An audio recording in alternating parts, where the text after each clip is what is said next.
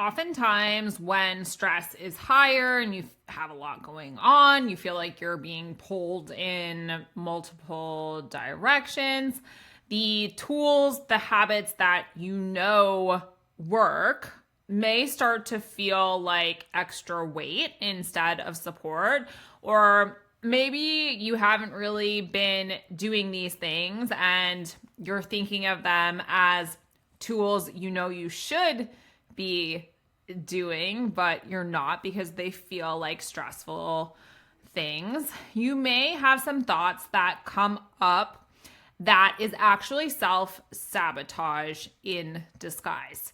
They seem like they're supportive thoughts in the moment. They're definitely offering you relief, but they're actually self-sabotage. And so if this happens for you, I want you to be able to complete the thought here and actually navigate the self-sabotage versus moving into self-sabotaging behaviors. So oftentimes those seemingly supportive thoughts are things that are like, hey, I just need to take a break right now, or I'll get back to doing these things when life slows down or when stress is lower, when this period of time passes, or I'm falling behind. I need to catch up before I do more. I need to make the best choice for myself and my well-being, so I'm going to take this off my plate. So again, self-sabotage can really thrive when stress builds, and it doesn't always look the same way. It doesn't always look like throwing in the towel. It can disguise itself as choices that feel reasonable, logic, or even kind. So let's go through a couple things so you know how to spot the difference, how you can actually complete the thought. So a couple questions you can ask yourself is, what actually happens if I follow through with this choice? And I'm going to give you an example to make this really real for you in a minute. Another question, does it align with where I want to be, or does it create more stress for me later down the line?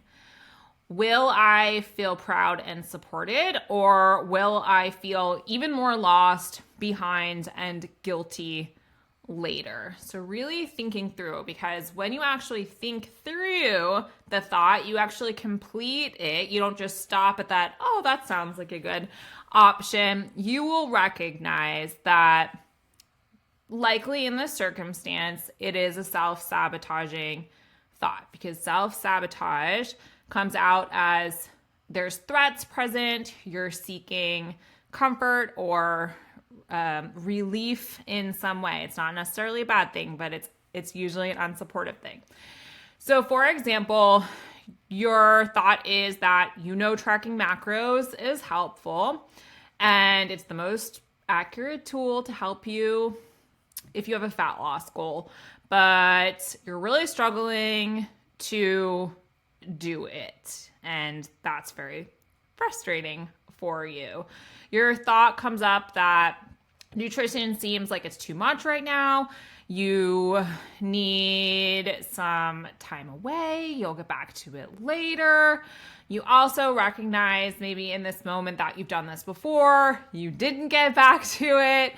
And taking yourself and the things that support you off your priority list when obstacles pop up is something that you've done before. And this move doesn't actually align with your goals. Like if your goals are to gain resilience, to stop removing yourself when obstacles occur,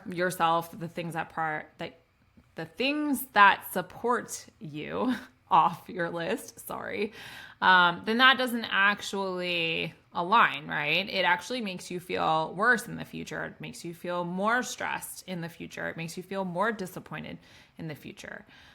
You may think that if you take tracking away, you'll be a failure and you'll lose awareness.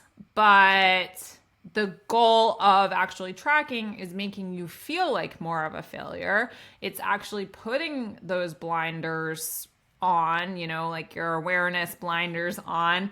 And the choice of stepping away from nutrition entirely right now just makes your ego feel more comfortable. It doesn't actually support you. This is a pattern, and it's one that you don't want to repeat. So you've identified that thought as actually self-sabotage in this situation.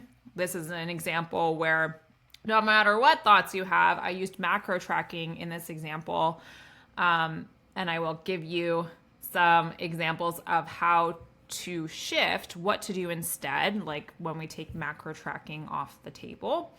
But you can insert certain behavior or habit instead, or habit you want to instill. So instead, adjust the goal to meet you where you are right now. If tracking feels like too much, for example, then shift to focusing on simple habits like aiming to eat 1 to 2 palm-sized servings of protein with each meal, or with 3 meals. Have your snacks be whole food based. Eat slowly, and when you start to feel full, you stop. Focus on, 2 to 3 simple eating behaviors, eating habits, guidelines that really help you fill in the gaps on the things that you are focusing on. Check if your thought is about control or fear. Sometimes self-sabotage comes from fearing imperfection. So this is where all or nothing really, really comes up. And if that's something that you've tended to do in the past, historically, then this is something to really dig into. Letting go of that all or nothing mindset gives you room to succeed even when life feels chaotic. I would say especially when life feels chaotic, because this is where you really, really got to put some tools into use, cultivate those tools, and gain so much for yourself, trust, resilience, confidence, etc., that you can do hard things. Essentially, you can learn through doing hard things. Anchor yourself to your bigger why. Reminding yourself why you started in the first place. What are the deep reasons why prioritizing your nutrition in general is important for you. The long-term you, the future you is depending on that effort that you put in now, even if that effort is in smaller doses, which that's totally okay. So remember why this is important. Identify the values that you connected to the habits that you want to instill. So honestly, sometimes shit just happens, right? You won't be able to do what you intended to do or what you wanted to do. When that habit or that behavior is inconvenient or impossible, then choose to embody the value. This is you choosing to reinforce who you are becoming versus abandoning that version of yourself. So for example, if going to the gym is connected to a value of health, then if you need to skip the gym, you can embody health and you can focus on things like your nutrition, like drinking water, like moving your body in any kind of way, like sleep. So you can still make progress when shit happens. You do not need to be perfect. We know that perfect is actually not a realistic option. You do need to stay connected and aligned. Self-sabotage thrives when we disconnect, when we choose the comfort, the easiest option, the thing that makes you go, oh, immediate relief. Usually that's self-sabotage at play. The cool shit happens when we stay flexible and when we do things differently. Remember that cool shit comes on the other side of doing. So practicing flexibility, changing, like really digging into where those friction points are. For example, in this, it was tracking macros. And then thinking about, well, how can I do this differently right now? Knowing that macro tracking is always an option for you to go back to if you feel like you have more capacity. Let's do cool shit.